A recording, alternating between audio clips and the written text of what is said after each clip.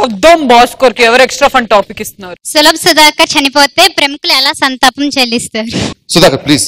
చుక్కలోకెక్కినాడు చక్కనోడు, ఎప్పటికీ ఎవ్వరికి చిక్కనోడు. నిజంగా అసలు నాకు ఏం మాట్లాడాలో కూడా తెలియడం లేదు. సుధాకర్ గారి గురించి చెప్పాలంటే ముందు సులభ్ కాంప్లెక్స్ గురించి చెప్పాలి.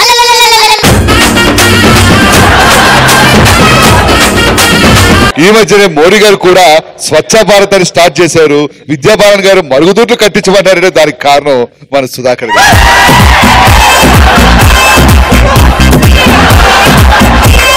అలాంటి వ్యక్తి మన ముందు లేకపోయినా ఏ మరుగుదొడ్డిని చూసినా మనకి సుధాకర్ గుర్తొస్తాడు. నేను ఉదయాన్నే బాత్రూమ్కి వెళ్ళినప్పుడే నాకు తెలుసు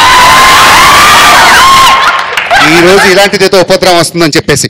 సుధాకర్ గారు, అయ్యా మీకు మీ ఫ్యామిలీకి నా ప్రగాఢ సంతాపం. సుధాకర్ ఇప్పుడు మనతోనే ఉంటాడు. మనం బాత్రూమ్కి వెళ్తున్న ప్రతిసారి ఆయన మనకు గుర్తొస్తూనే ఉంటాడు.